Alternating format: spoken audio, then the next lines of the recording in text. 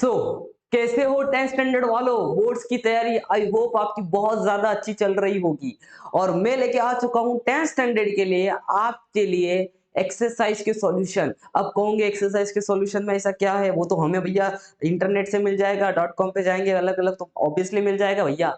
ये जो एक्सरसाइज का सॉल्यूशन अभी आपको मिलने वाला है ना, मैं गारंटी देता हूँ इससे बेस्ट सॉल्यूशन और इससे इजी तरीका अब तक आपको नहीं मिला होगा। आपने जो भी आंसर्स लिखे होंगे, जो भी याद किए होंगे, या बहुत समय क्या होता है कि किताब के आंसर या डाइजेस्ट के आंसर इतने बड़े होते हैं, याद नहीं हो पाते और हम उसको याद करना छोड़ देते हैं। बात समझ में आ रहा है? जहां पे आपको 4 में से 3 मिलने वाला था, वो 3 भी नहीं मिलता है क्योंकि हम डर जाते हैं। तो यहाँ पे मेरा काम ये रहेगा कि बोर्ड्स एग्जाम तक आपको साइंस के सारे एक्सरसाइज के सॉल्यूशंस प्रोवाइड करना विथ इजी वर्डिंग्स। वर्ड्स जो होंगे उसके इजी, सेंटेंस जो होंगे इतने इजी होने वाले, एक बार पढ़ोगे आपको याद हो जाएगा और एक मार्क्स भी आपकी टीचर नहीं काट पाएगी। इतने बेहतरीन ढंग से सारे के सारे आंसर मैंने आपके लिए रेडी किए। शुरू करते हैं। पक्का पेन पेपर निकाल दो, सारे क्वेश्चंस के आंसर जो मैं देने वाला हूँ फटाफट लिख लो, 2 पेज से ज्यादा नहीं लगेंगे। बहुत छोटे छोटे बहुत प्यारे प्यारे आंसर है और बहुत कॉन्सेप्चुअली है। तो क्रिस्टल कॉन्सेप्ट में आपका स्वागत है। शुरू करते हैं चैप्टर नंबर 1 साइंस 1 जिसका नाम है ग्रेविटेशन, और इसके आंसर की बात करते हैं। सबसे पहले उससे पहले व्हाट्सएप चैनल है और टेलीग्राम चैनल है, जल्दी से जल्दी इन दोनों चैनल्स को ज्वाइन कर लो जहां पे नए वीडियोस की अपडेट आपको मिलती रहेगी। Okay, now look at this. सबसे पहला तो मैच द फॉलोइंग में, अब इसमें क्या शॉर्टकट बताइए, इसमें जो है वही है, ठीक है ना। तो आपको यहाँ पे ध्यान रखना, सबसे पहले आपको पूछा यूनिट्स के बारे में, तो कॉलम नंबर 2 के अंदर आपको सारे यूनिट्स दिए। तो भैया बताओ मास का यूनिट क्या होता है, देख के बताओ। केजी, बराबर ना। कॉलम नंबर 2 में सेकंड वाला देख लो, केजी मिला क्या? केजी आपको यहाँ पे देखो, ये देखो, दिस इज केजी। मास का यूनिट क्या होता है? केजी। तो ये यहाँ पे हम लिख देंगे इसके सामने, इस वाले पार्ट पे देखो लिख दिया मैंने, ठीक है। उसी तरीके से आपको आगे की यूनिट्स फटाफट कमेंट करके बताने हैं। हम आंसर की तरफ बढ़ते आगे। वेट का यूनिट क्या होता है? बहुत बढ़िया, newton. Acceleration due to gravity का यूनिट मीटर पर सेकंड का स्क्वायर, और ग्रेविटेशनल कांस्टेंट का यूनिट न्यूटन मीटर स्क्वायर पर केजी का स्क्वायर। यहाँ तो क्लियर है। अब बात करते हैं मास। मास के बारे में क्या है? मास क्या करता है? कॉलम नंबर 3 में मास क्या करता है? कॉलम नंबर 3 को चेक करो, क्या करता है mass? Very good. Mass measure करता है इनर्शिया। क्या मेजर करता है? इनर्शिया। तो mass measures the inertia, measures measures of inertia. What is the meaning of inertia? Inertia का मतलब है बॉडी का टेंडेंसी किसी भी चेंज को रोकने का। बॉडी की कितनी ताकत है, अगर आपके बॉडी में कोई अचानक से कोई चेंज आ रहा है तो बॉडी उसको अपोज करती है, और उसी अपोज करने की ताकत को हम मास या इनर्शिया बोलते हैं, ठीक है ना। याद रखना। Weight, weight. अब वेट और एक्सेलरेशन ड्यू टू ग्रेविटी में नहीं, बहुत बड़ा कॉम्प्लेक्स है ये वाले क्वेश्चन के अंदर खास करके। लुक एट दिस, यहाँ पे ध्यान दो, 2 पॉइंट है। वेट के बारे में जीरो एट द सेंटर सही है, और वेट के बारे में डिपेंड ऑन द हाइट दोनों सही है। अब दोनों में से सिलेक्ट करें तो करें क्या? अब देखो किताब के हिसाब से अगर हम देखने जाए तो एक्सेलरेशन ड्यू टू ग्रेविटी जो आपका है ना, इस एक्सेलरेशन ड्यू टू ग्रेविटी के बारे में आपकी बुक्स में दे रखा है कि acceleration due to gravity change with the height, change with the depth on the surface, बराबर कि नहीं। तो मतलब यहाँ पे एक्सेलरेशन ड्यू टू ग्रेविटी के लिए डिपेंड्स ऑन द हाइट लिखना ज्यादा सही रहेगा, और वेट के लिए लिखना ज्यादा सही रहेगा जीरो एट द सेंटर, किताब के हिसाब से। तो चलो, तो यहाँ पे दोनों सही है। मैं बता रहा हूँ दोनों ऊपर नीचे हो जाए तो भी टीचर आपको आपको सही देना चाहिए। टीचर के अगर कॉन्सेप्ट क्लियर है तो टीचर 100% आपको सही देगी। तो वेट क्या हो जाएगा? वेट हो जाएगा यहाँ पे जीरो एट सेंटर, और एक्सेलरेशन ड्यू टू ग्रेविटी के लिए हो जाएगा depends on the height, depends on height. अब आगे बात करते हैं ग्रेविटेशनल कांस्टेंट। भैया ग्रेविटेशनल कांस्टेंट, वर्ड में लिखा कांस्टेंट, कांस्टेंट मतलब कभी नहीं बदलने वाला। तो इसका मतलब ये हो गया कि ग्रेविटेशनल कांस्टेंट क्या होगा? सेम होगा। कहां पे? In the entire universe. आगे समझ में? तो और ये जो टेबल हमारा बना, ये आंसर वाला टेबल है, तो एग्जाम में जरूर आंसर लिख के पूरा टेबल आपको बनाना है, और जो जो आंसर करेक्ट है उनको सामने सामने अरेंज करके आपको लिख लेने हैं। आपके मार्क्स कहीं नहीं जाने वाले। चलो मैच द फॉलोइंग तो हो गया। आगे बढ़ते हैं हम नेक्स्ट की तरफ। What is the difference between mass and weight? Mass और वेट का क्या डिफरेंस होगा, पहला क्वेश्चन है। इसी के अंदर आगे एक और क्वेश्चन पूछा है, will the mass and weight of an object on the earth be same as their value on the Mars? देखो, मास और वेट अर्थ के ऊपर और मास के ऊपर, मार्स के ऊपर, क्या दोनों सेम होगा, या दोनों में से कौन सेम होगा और कौन सेम नहीं होगा, वो आपको बताना है। चलो पहले डिफरेंस हम कर लेते हैं। तो अगर हम बात करेंगे मास और वेट की डिफरेंस, तो डिफरेंस है आपके सामने, बहुत साधारण भाषा में है कि मास क्या होता है? मास होता है amount of matter present in the object. किसी भी ऑब्जेक्ट के अंदर कितना मैटर का अमाउंट है, मतलब वो कितना उसके अंदर पार्टिकल्स है, उससे डिटरमाइन होता है उसका मास। बात समझ में आया? और वेट क्या होता है? Weight is a force with, weight is a force with which the earth attract the object.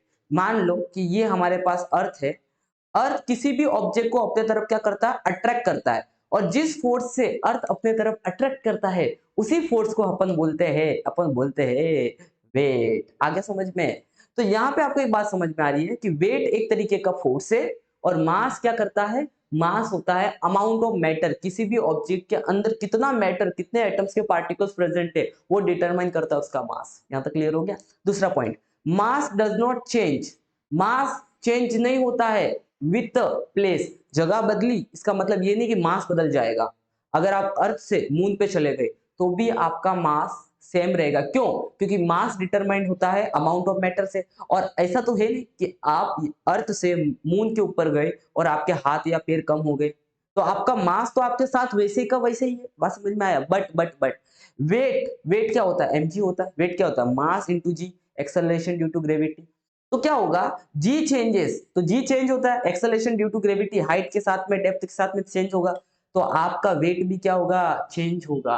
क्योंकि हर प्लेनेट का, हर स्टार्स का, सबका अपना अपना क्या होता है? ग्रेविटेशनल फोर्स होता है, और ग्रेविटेशनल फोर्स बदला तो आपका वेट बदल जाएगा। कोई डाउट है यहाँ तक? आगे यूनिट की बात करते हैं, तो मास का ऐसा यूनिट है केजी, और सीजीएस यूनिट है ग्राम। ये याद रखना। अभी वेट तो एक तरीके का फोर्स है ना, तो वेट का ऐसा यूनिट हो जाएगा न्यूटन, जो फोर्स का यूनिट होता है, और सीजीएस यूनिट हो जाएगा डाइन। ये आपको नहीं भूलना है। आई होप सो डिफरेंस आपको याद हो रहा है। आगे बात करेंगे, मास एक स्केलर क्वांटिटी है, मतलब वो सिर्फ मैग्नीट्यूड पे डिपेंड करती है। किस पे डिपेंड करती है? मैग्नीट्यूड। किस पे डिपेंड करती है? मैग्नीट्यूड। मतलब क्या? आप दुकानदार के पास जाओगे और आप बोलोगे 2 किलो चावल दो, आप ऐसा बोलते हो क्या? भैया 2 किलो चावल नहीं है, टांग के नीचे से देना। नहीं, डजंट मैटर कौन से डायरेक्शन से आपके पास चावल आ रहे हैं, आपसे कोई लेना देना नहीं है। आपको लेना देना है कि भैया 2 किलो चावल आपके पास आने चाहिए। तो मास सिर्फ किस पे डिपेंड करता है? मैग्नीट्यूड पे, दैट इज व्हाट स्केलर। और जो वेट होता है वो एक वेक्टर क्वांटिटी है, मतलब फोर्स। वेट तो एक तरीके का फोर्स है, और आपको पता है कि फोर्स के पास डायरेक्शन होती है। कौन से डायरेक्शन में मुक्का मारना है, कौन से डायरेक्शन में धक्का मारना है, ये हमें डिसाइड करना पड़ता है कि नहीं करना पड़ता है? धक्का मारना है, बट डायरेक्शन भी मैटर करता है। जैसे गाड़ी रुक गई ब्रिज पे, तो गाड़ी के पीछे से धक्का मारोगे ना, आगे से थोड़ी मारोगे। तो यहाँ पे वेट को वेक्टर क्वांटिटी बोला जाएगा, because it is kind of force, and force is a vector quantity because it needs a direction to define. Clear है? तो मास एंड वेट का डिफरेंस हमारा हो गया यहाँ पे खत्म। अभी इसी क्वेश्चन में आगे पूछा है, will the mass and weight of an object on the earth be same as their values on the Mars. जो मार्स के ऊपर वेट और मास का वैल्यू होगा, क्या वो सेम अर्थ के ऊपर होगा या बदलेगा? लेट्स सी, इसका भी आंसर देखते हैं। देखो, मास जो है वो होता है सेम। क्यों होता है? Both earth and mass because it's depend on amount of matter. हमने पढ़ा, क्योंकि मास जो होता है वो डिपेंड करता है किसी भी ऑब्जेक्ट के अंदर कितना मैटर प्रेजेंट है। यहां तक समझा? क्लियर है पहला पॉइंट। दूसरा, वेट के बारे में, however weight varies, varies मतलब बदलना, वेट बदलेगा। क्यों बदलेगा? Because it's determined by the gravitational force, क्योंकि वेट डिटरमाइन किया जाता है ग्रेविटेशनल फोर्स के मदद से। वेट कैसे डिटरमाइन किया जाता है? ग्रेविटेशनल फोर्स के मदद से, और हर प्लेनेट का अपना अपना अलग अलग ग्रेविटी होता है, तो वेट भी क्या होगा? अलग अलग होगा। तो वेट का फॉर्मूला क्या है? मास इंटू जी, और जी बदलेगा तो वेट भी बदलेगा। So since gravity is different on the mass, that's why weight changes. कोई डाउट है यहाँ तक? तो वाई का आंसर भी हो गया कि मार्स की ग्रेविटी अलग है अर्थ से, दैट्स व्हाई वेट भी यहाँ पे क्या होगा? बदलेगा। इजी है? कोई डाउट है? बहुत सिंपल भाषा में बता रहा हूँ। और अगर अब तक आपने चैप्टर को समझा भी नहीं है तो भी यहाँ पे मैं एक्सप्लेनेशन भी आपको दे रहा हूँ। ठीक है? फटाफट वीडियो को लाइक करो। 50K की जरूरत है यार, अभी 50K तक पहुंचा तो बहुत मेहनत कर दी इस चैनल पे। कर लूंगा ना? 11th में बहुत कुछ आने वाला आप लोगों के लिए, बट अभी फिलहाल 50K तक पहुंचाओ, अपने हर एक स्कूल्स के फ्रेंड्स तक मेरे वीडियोस, क्रिस्टल कॉन्सेप्ट के वीडियोस पहुंचा दो, प्लीज रिक्वेस्ट है आप लोगों से। Okay, let's move forward. तो मास और वेट आपका बहुत अच्छे से क्लियर हो गया। क्वेश्चन नंबर 2 में व्हाट आर, कुछ डेफिनेशंस आपको पूछिए, free fall, acceleration due to gravity, escape velocity और centripetal force. One by one करके देखते हैं। सबसे पहला है फ्री फॉल। फ्री फॉल का मतलब होता है किसी भी चीज को अगर मैं रिलीज कर दूं ऊपर से तो नीचे गिरेगी। नीचे गिर रही है, क्यों गिर रही है? बिकॉज उसके ऊपर सिर्फ एक ही फोर्स लग रहा है, वो है ग्रेविटी का फोर्स। तो किसी भी ऑब्जेक्ट के ऊपर सिर्फ ग्रेविटी का फोर्स लगता है और वो नीचे गिरती है, तो ऐसे कंडीशन को हम फ्री फॉल बोलते हैं। तो when something falls only because of earth gravity, कुछ गिर रहा है, क्यों गिर रहा है? Because of earth gravity, earth gravity के वजह से ही गिर रहा है। ऐसे केस सिचुएशन को हम बोलते हैं फ्री फॉल। और एक एग्जांपल लिख लेना है, falling falling falling ball from height. समझा आपको? किसी हाइट से बॉल को गिराना, किसके वजह से गिरेगा? ग्रेविटी की वजह से नीचे गिरेगा। ये एग्जांपल आपको लिख लेना है। Next, acceleration due to gravity क्या होता है? अभी मेरे को बताओ, एक्सेलरेशन का मतलब क्या होता है? एक्सेलरेशन का मतलब होता है स्पीड चेंज करने वाला, स्पीड चेंज करने वाला, बराबर कि नहीं? अब एक्सेलरेशन का काम है स्पीड को चेंज करना। स्पीड चेंज कब होती है? जब आप किसी चीज पे धक्का लगाते हो। आप किसी चीज पे क्या लगाते हो? धक्का। धक्के को हम बोलते हैं फिजिक्स के भाषा में फोर्स।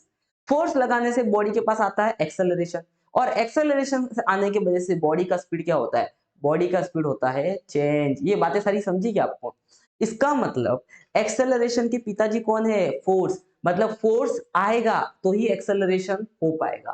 तो इसका मतलब ये कि किसी भी बॉडी को अगर आप किसी हाइट से रिलीज करते हो नीचे की तरफ, नीचे की तरफ क्या करते हो? रिलीज करते हो, तो उस पे ग्रेविटी का फोर्स लगेगा, और ग्रेविटी का फोर्स लगने के वजह से उस बॉडी में क्या आएगा? एक्सेलरेशन आएगा।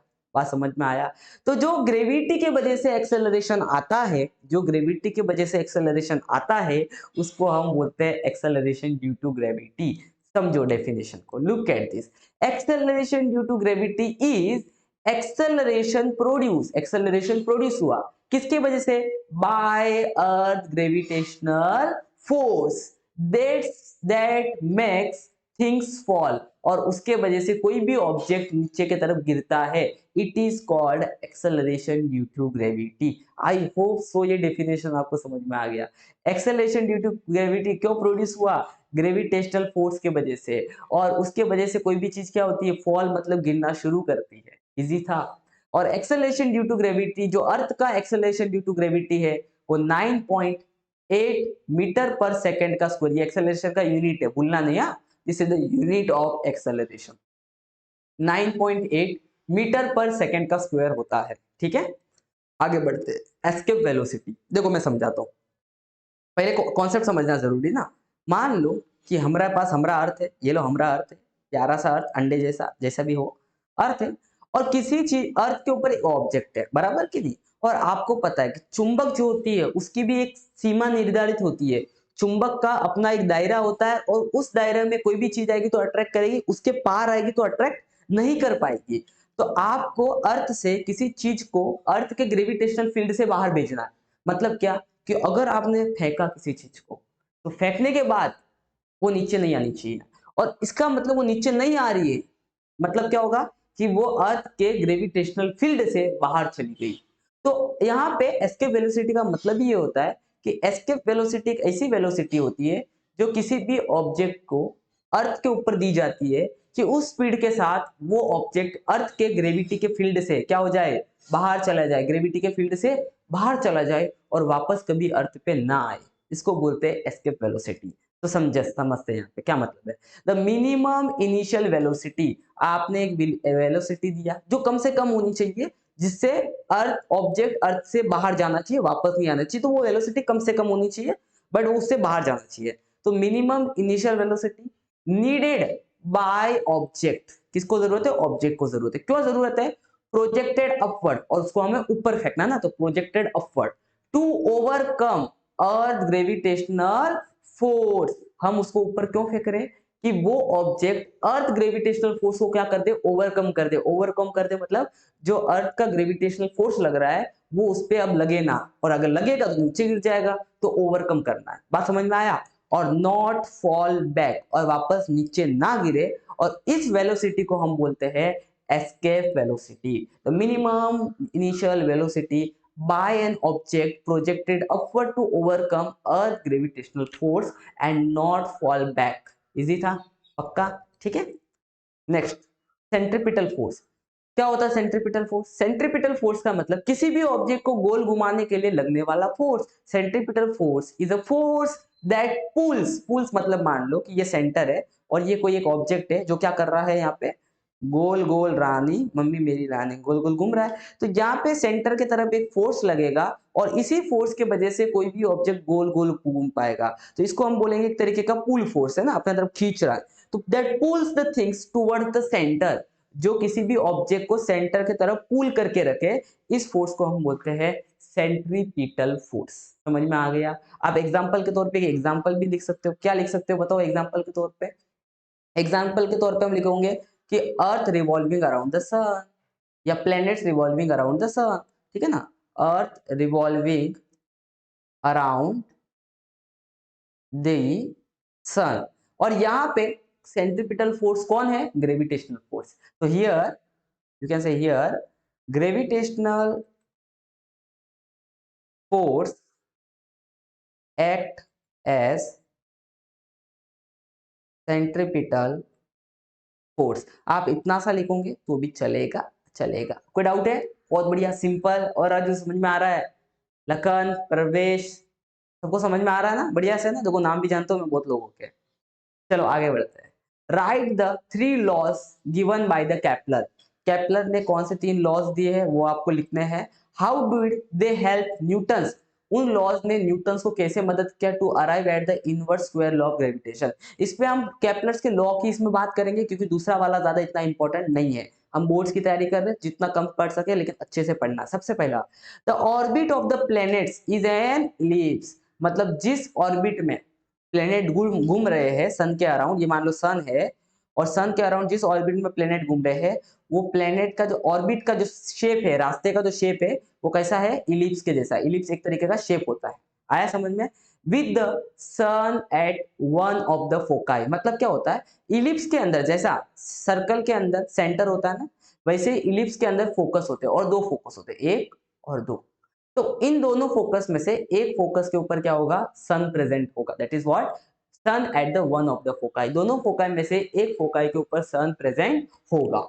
दूसरा, केपलर का second law, line joining the planet and the sun sweeps equal area, sweeps equal area in equal interval of time. देखो यहाँ पे आपको डायग्राम से समझ जाएगा। ये डायग्राम दिख रहा है, ये देखो, यहाँ पे हमारे पास, लुक एट दिस, यहाँ पे एक प्लेनेट यहाँ पे था, ये लाइन ज्वाइन कर दिया मैंने, और फिर प्लेनेट घूम के यहाँ तक आ गया, दिख रहा है आपको, और ये लाइन ज्वाइन कर दिया, तो ये वाला एरिया कवर हुआ। उसी तरीके से ये प्लेनेट कभी कभी यहीं पे भी होगा और घूम के कहाँ तक आएगा? यहाँ तक आएगा। तो जो प्लेनेट ने एरिया कवर किया, दोनों अलग अलग जगह पे, बट टाइम क्या था? सेम था। तो अगर टाइम सेम है तो एरिया भी क्या होगा? ये वाला येलो वाला एरिया और ये रेड टाइप जो एरिया दिख रहा है आपको, दोनों एरियाज भी क्या हो जाएंगे? सेम हो जाएंगे। तो इसका मतलब अगर टाइम सेम है, घूमने का टाइम सेम है, तो सेम एरिया प्लेनेट के द्वारा कवर किया जाता है with respect to the sun. समझ में आया? The line joining the planet and the sun sweeps equal area in equal interval of time. Line joining मतलब वो लाइन जो प्लेनेट को सन से क्या कर रही है? ज्वाइन करके रख रही है। बात समझ में आया? That's it. आगे बात करते हैं। केपलर्स का थर्ड लॉ क्या बोलता है? The square of its period, period का मतलब होता है time, the square of its period of revolution, घूमने के लिए लगने वाला समय, ठीक है ना, around the sun is directly proportional to the cube, cube मतलब पता है ना, पावर 3 बराबर, cube of the mean distance from the planet from the sun, planet to the sun. मतलब समझते हैं कि स्क्वायर ऑफ द पीरियड मतलब टाइम का स्क्वायर करना है। डायरेक्टली प्रोपोर्शनल का मतलब आमने सामने होने वाला है। किसके डायरेक्टली प्रोपोर्शनल है? Cube of mean distance from planet to the sun. ये होता है केपलर्स का थर्ड लॉ, और इसको हम इस तरीके से भी लिख सकते हैं, T square is equal T square upon R square is equal to constant. मतलब ये रेशो कभी भी बदलता नहीं है, and this is what Kepler's का थर्ड लॉ, भूलना नहीं, ठीक है ना। Square of the time, square of the period of revolution is directly proportional to the cube of mean distance from planet to the sun. Simple है, समझ जाएंगे। यहाँ पे ये है हमारा नेक्स्ट क्वेश्चन। यहाँ क्या पूछा है देखो, stone thrown vertically upward with initial velocity u। एक स्टोन को हमने ऊपर की तरफ फेंका, कितना स्पीड है उसका शुरुआत में u, फेंकने का स्पीड जोर से मैंने कितने से फेंका, u से फेंका, ठीक है ना। कितने हाइट तक पहुंच गया, वो h हाइट तक पहुंचा। And before coming down show that the time taken to go up and same as the time taken to go down. आपको प्रूव करना है कि जितना समय नीचे से ऊपर जाने में लगा उतना ही समय उसको ऊपर से नीचे आने में लगता है। ये दोनों टाइम को आपको सेम बताना है, प्रूव करके बताना है कि दोनों टाइम सेम होते हैं। और सच में ऐसे होता है कि किसी भी ऑब्जेक्ट को हम ऊपर फेंकते हैं ना, तो जितना टाइम नीचे से टॉप हाइट तक पहुंचने के लिए लगता है उतना टाइम टॉप हाइट से नीचे आने में लगता है। ठीक है, शुरुआत करते हैं आंसर की। यहाँ पे हमारे पास ये सिचुएशन को हम ड्रॉ कर लेते हैं पूरा। एक ऑब्जेक्ट है जिसका स्पीड कितना है u, और हम इसको कहाँ फेंक रहे हैं, ऊपर की तरफ फेंक रहे हैं, तो उसका स्पीड हो जाएगा u। ऊपर जाते जाते मैक्सिमम टॉप पॉइंट पे, जब वो अपने टॉप पॉइंट पे पहुंचेगा तो उसका स्पीड कितना हो जाएगा, 0। क्योंकि आपको पता है किसी भी ऑब्जेक्ट को ऊपर फेंकते हैं तो एक पॉइंट पे जाके वो रुक जाता है, रुकने के बाद टर्न लेके नीचे आता है, मतलब टॉप पॉइंट पे उसका स्पीड हो जाएगा 0। अब देखो, किसी भी ऑब्जेक्ट को जब हम ऊपर फेंकते हैं तो उसका स्पीड क्या हो जाता है, धीरे धीरे कम होता है, तभी तो जाके रुकता है ना। तो वहां पे स्पीड कम होने के पीछे का कारण कौन है, एक्सेलरेशन ड्यू टू ग्रेविटी। तो यहाँ पे जब आप ऊपर फेंक रहे होंगे ना, तो एक्सेलरेशन आपको निगेटिव लेना, गलती से पॉजिटिव लिख लिया है लेकिन आपको लिखना है -g। क्योंकि जब आप पत्थर को ऊपर फेंकोगे तो एक्सेलरेशन कहाँ लगेगा, नीचे की तरफ लगेगा, क्योंकि ग्रेविटी का फोर्स हमेशा नीचे की तरफ लगता है। आया, इसके लिए आपको निगेटिव लेना है। शुरुआत करते हैं, कैसे सॉल्व करेंगे, तो हम यूज करेंगे बाय, पहले हम कहाँ जा रहे हैं, पहले हम पत्थर फेंक रहे हैं थ्रोन अप, तो हम इस्तेमाल करेंगे by using kinematics. Kinematics first equation. I hope सो आपको काइनेमेटिक्स का फर्स्ट इक्वेशन पता होगा। क्या होता है काइनेमेटिक्स का फर्स्ट इक्वेशन, काइनेमेटिक्स का फर्स्ट इक्वेशन होता है v is equal to u plus a t. यहाँ पे u का मतलब होता है इनिशियल स्पीड, v का मतलब होता है फाइनल स्पीड। ठीक है ना, शुरुआत कहाँ से हो रही है। अब मुझे बताओ इस वाले केस में शुरुआत कहाँ से हो रही है, नीचे से, तो यहाँ पे इनिशियल स्पीड हमारी u हो जाएगी, एक्सेलरेशन हमारा कितना हो जाएगा, -g हो जाएगा, टाइम हमारा टाइम t रहेगा, और फाइनल स्पीड कितनी हो जाएगी, 0। फाइनल स्पीड कितनी हो जाएगी, 0 बराबर। अब ये प्लस u इधर आके क्या हो जाएगा, -u, और इधर बचेगा आपका -g इंटू टी। ठीक है, माइनस से माइनस कट, और यहाँ पे u के नीचे क्या आ जाएगा, g आ जाएगा, और इधर बच जाएगा टाइम। तो ये हो गया टाइम, कौन सा टाइम हो गया, ऊपर जाने वाला टाइम, तो टाइम 1 हम इसको बोल देते हैं, time while object is throwing upward direction. Clear है ना आपको, तो ये टाइम मिल गया u अपॉन जी। अब देखते हैं जब ऑब्जेक्ट को हम नीचे की तरफ फेंकेंगे, दैट इज फॉलिंग डाउन। अब मुझे बताओ जब ऑब्जेक्ट नीचे की तरफ आएगा तो नीचे की तरफ आते समय यहाँ पे g का वैल्यू क्या होगा, एक्सेलरेशन ड्यू टू ग्रेविटी का वैल्यू क्या होगा। देखो नीचे की तरफ आते समय सारी डायरेक्शन देखो, u का डायरेक्शन भी नीचे की तरफ है, a का डायरेक्शन भी कहाँ पे, एक्सेलरेशन ड्यू टू ग्रेविटी का डायरेक्शन भी कहाँ पे, नीचे की तरफ है। तो दोनों नीचे की तरफ है, एक्सेलरेशन को नीचे के समय पॉजिटिव आप ले सकते हो, क्योंकि नीचे आते समय एक्सेलरेशन पॉजिटिव होता है, ऊपर जाते समय acceleration due to gravity negative लेना है, और नीचे आते समय पॉजिटिव लेना है। यहाँ तक क्लियर है। चलो शुरू करते हैं क्वेश्चन को। वही सेम हम काइनेमेटिक्स इक्वेशन यूज करेंगे, v is equal to u plus a t. अब मुझे बताओ इस वाले केस में इनिशियल वेलोसिटी क्या होगी। देखो ऑब्जेक्ट शुरुआत कहाँ कर रहा है, ऊपर से कर रहा है, क्योंकि ऊपर से नीचे आ रहा है ना, तो इनिशियल वेलोसिटी ऊपर वाली होगी। और ऊपर वाली वेलोसिटी कितनी होती है, जब ऑब्जेक्ट टर्न लेगा तो शुरुआत में ऊपर टॉप पॉइंट पे स्पीड कितनी होगी, 0। एक्सेलरेशन कितना होगा, g, और टाइम कितना होगा, t। और यहाँ पे जब ऑब्जेक्ट पूरा कंप्लीटली नीचे तक आ चुका होगा तब तक उसका स्पीड वापस से उसका u स्पीड हो चुका होगा। जितने स्पीड से आपने फेंका है उतने स्पीड से कोई भी ऑब्जेक्ट वापस नीचे आता है, ध्यान रखना, तो उसका स्पीड कितना हो जाएगा, u हो जाएगा। क्लियर है, तो यहाँ पे बन गया u is equal to g t, ये g मल्टीप्लाई में है, इधर आके डिवाइड में आ जाएगा, and you will get the value of time that is u upon g। और आप अच्छे से देख पा रहे हो, दोनों टाइम की वैल्यूज को देखो, कंपेयर करो, देख पा रहे हो t1 एंड t2 का वैल्यू सेम आया, that is u upon g। तो आप बोल सकते हो इक्वेशन 1 और इक्वेशन 2 को दोनों को अच्छे से समझने के बाद we can say that time 1 is equal to time 2 and hence prove. कोई डाउट है, हमने प्रूव कर दिया है। ठीक है, इस तरीके से आपको आंसर राइटिंग करनी है। क्लियर है, let's move forward next question. Look at this, क्या पूछा है, if the value of g, if the value of g suddenly become twice, g का वैल्यू कितना हो गया, डबल।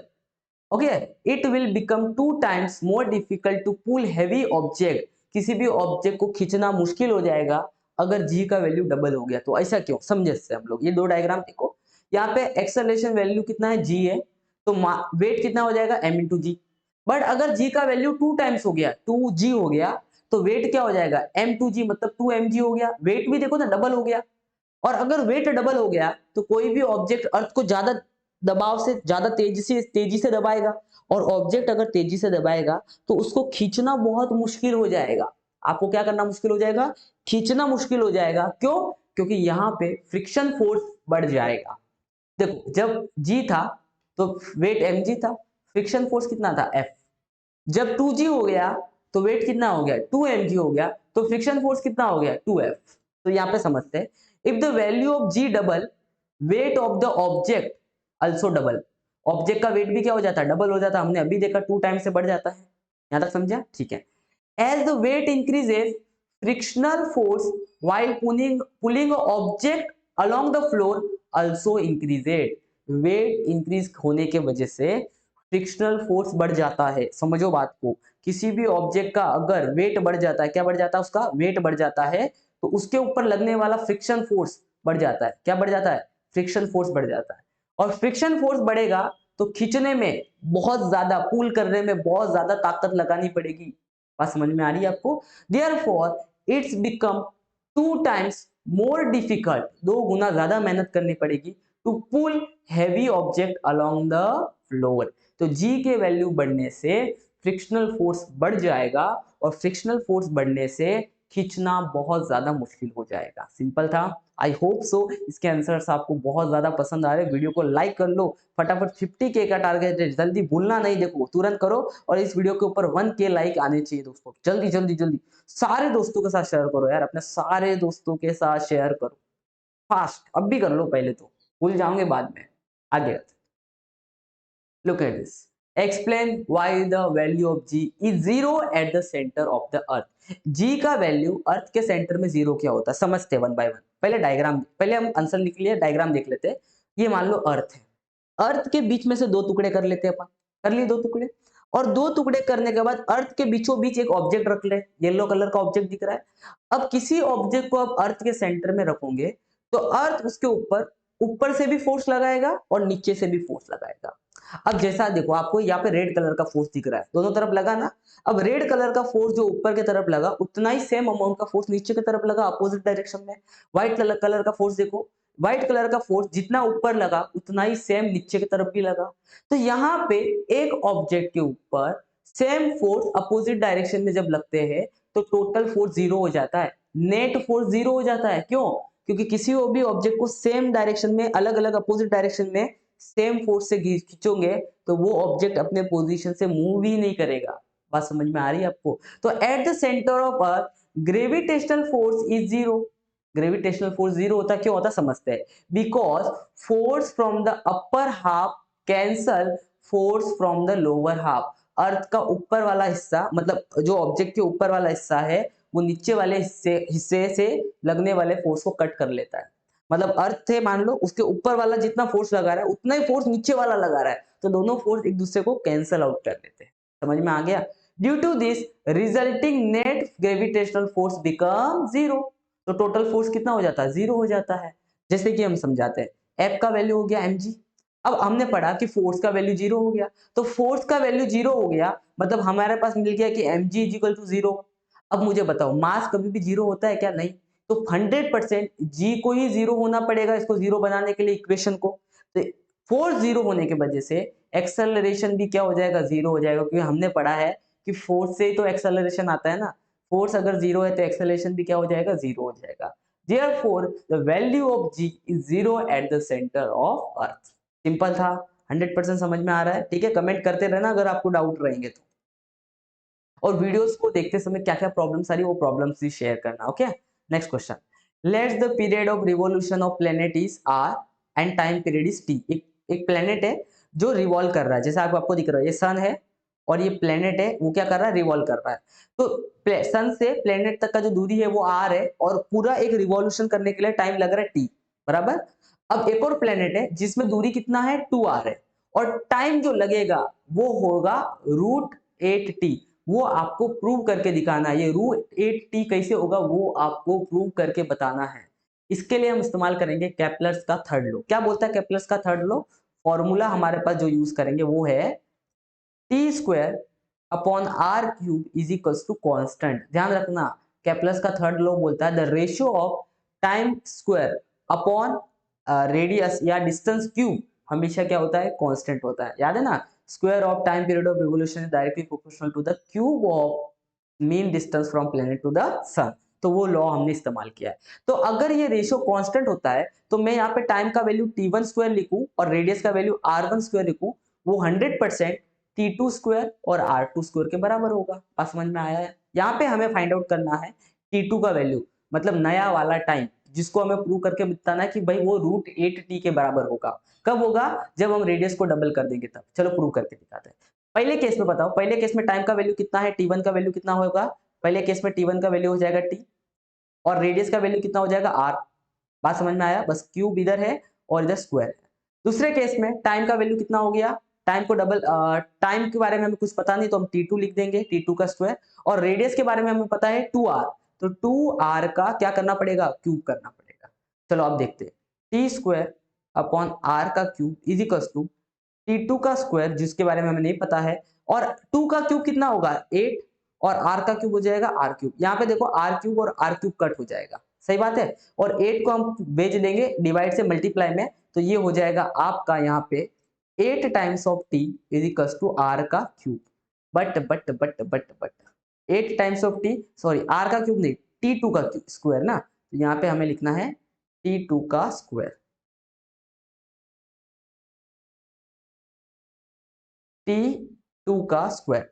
अब स्क्वायर नहीं, हमें सिर्फ T2 का वैल्यू निकालना है, तो हम दोनों तरफ ले लेंगे स्क्वायर रूट, तो यहाँ पे T2 का वैल्यू आ जाएगा आपके लिए, और यहाँ पे देखो ये t का स्क्वायर है ना, तो ये t² आपको लिखना है, तो T2 का वैल्यू आ जाएगा रूट के अंदर 8t² is equal to T2।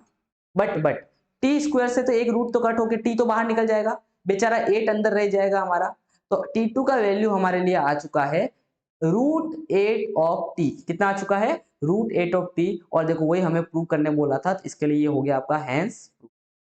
Easy है ना? इस तरीके से इसका आंसर करना था, केप्लर्स का थर्ड लॉ आपको यूज करना है। क्लियर है?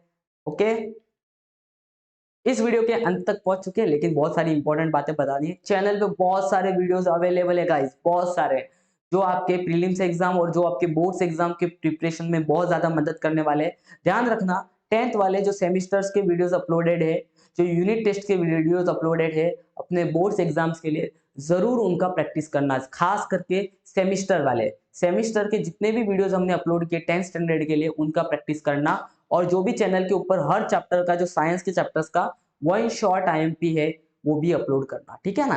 बाकी आपको पता है कि अपना टारगेट है 50K का, और इस वीडियो पे 1K लाइक्स आनी चाहिए, वो आप जरूर कर लोगे। Thank you so much for watching. I hope so ये सेशन आपको पूरा पसंद आया होगा। मेरे एफर्ट्स अगर अच्छे लग रहे हो तो शेयर करो, जितना हो सके उतना शेयर करो, और आपके लिए इंपॉर्टेंट बातें दिल से पढ़ो, मन से पढ़ो और एक्सप्लोर करो।